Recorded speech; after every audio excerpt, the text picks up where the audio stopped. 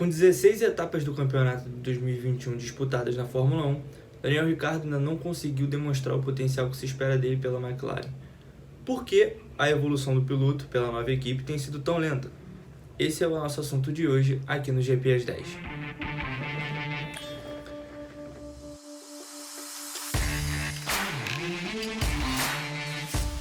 Com a experiência de mais de 200 GPs disputados, 32 pódios na carreira e 8 vitórias, Daniel Ricciardo é considerado unanimemente como um dos pilotos mais talentosos do grid de Fórmula 1. No entanto, em 2021, ele não consegue desempenhar o que se espera dele na nova equipe, na McLaren, e não consegue obter os mesmos resultados que o companheiro Lando Norris.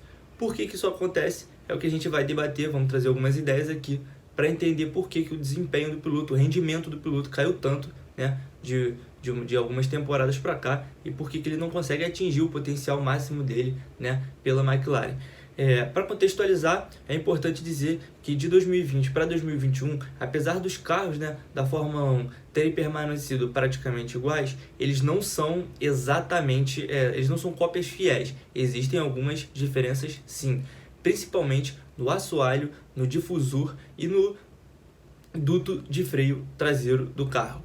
O que acontece é que foi uma reclamação muito constante na temporada de 2020 que os carros da Fórmula 1 eram muito rápidos e dificultavam muito a aproximação dos carros de trás.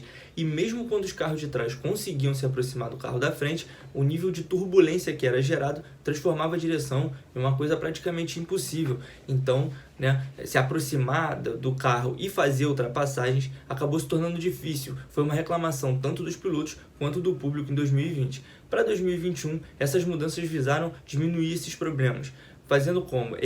O downforce do carro, que é a força de arrasto, é a força que o carro utiliza para ficar preso ao chão, né? Ela sofreu uma baixa com essas alterações no difusor, no duto de freio e no assoalho. E os pilotos estão com carros mais instáveis em 2021, né? Eles precisam de um maior esforço para manter o carro na pista e todos os pilotos passaram por essa alteração. Todos eles precisaram se adaptar a essas mudanças.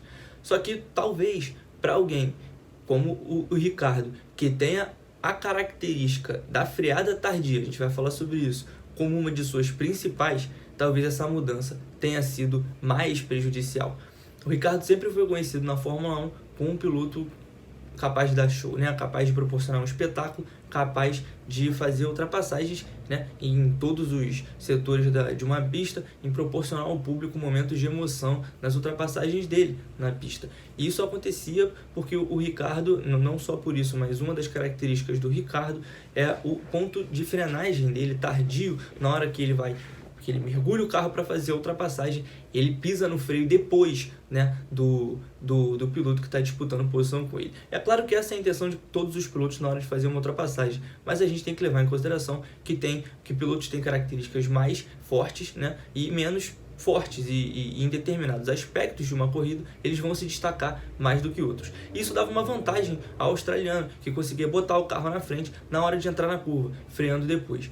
Para 2021, o chefe de equipe da McLaren, né, já nessa temporada, o Andrea Seidel, ele deu uma entrevista dizendo que os dois principais problemas do Ricciardo com o carro da McLaren desse ano eram justamente no ponto de frenagem e na entrada das curvas, né, na posição do carro, né, na hora de ele entrar nas curvas. Problemas esses que o Lando Norris não estava tendo. Totalmente adaptado ao carro, 3 anos, né, de McLaren, enquanto o Daniel Ricciardo está chegando agora, está fazendo a primeira temporada. Essa dificuldade do Ricciardo em extrair o potencial máximo do carro dificulta para ele, tanto na corrida quanto na classificação, deixando ele num patamar abaixo do próprio companheiro de equipe. A questão é que na classificação, no sábado, esse decréscimo ele fica muito mais acentuado, porque os pilotos não estão preocupados no sábado com economizar pneu, economizar combustível. A intenção no sábado é você fazer a volta mais rápida possível e largar na frente, na melhor posição que você puder. E é nesse momento em que o Ricciardo tem mais dificuldade, porque ele não consegue extrair o potencial máximo do carro e acaba, né, largando na hora dele se garantir no grid de largada. São posições muito aquém daquilo que a McLaren pode oferecer. Basta olhar pelo desempenho do Lando Norris, invariavelmente passando ao Q3, coisa que o Ricciardo não vem apresentando. No GP da Turquia, o Ricciardo reclamou exatamente disso.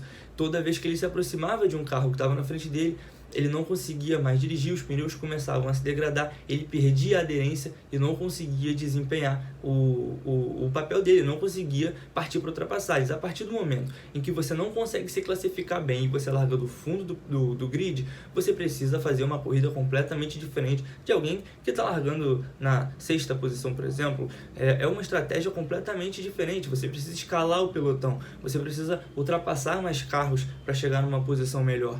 Então você degrada mais os pneus, o próprio carro precisa de um esforço maior, sem falar na própria habilidade do piloto, que vai ser mais exigida. E a partir do momento em que o piloto, no caso do Daniel Ricciardo, está com problemas no momento de frear o carro, nos pontos de frenagem da pista, vai ficar difícil ele conseguir fazer as ultrapassagens, porque nem todas elas são decididas na reta.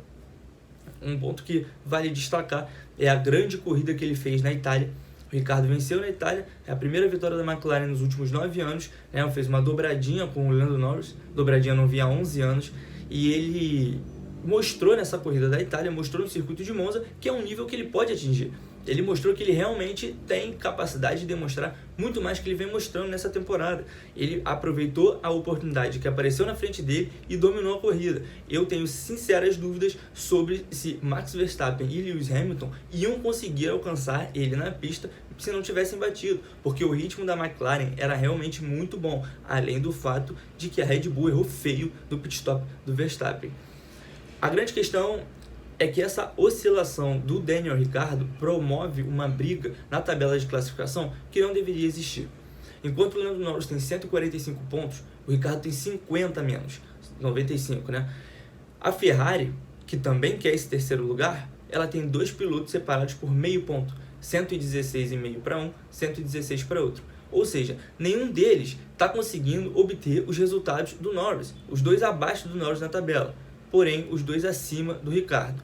Então, com um contrato garantido para 2023, até 2023, né, e um novo regulamento entrando na categoria a partir do ano que vem, ele vai ter tempo e oportunidades para mostrar que consegue se adaptar ao carro e consegue voltar, né, ao nível que ele apresentou no início da carreira dele, um nível que fez ele ser contratado pela McLaren, que queria um piloto experiente para uma nova era que vai surgir na Fórmula 1.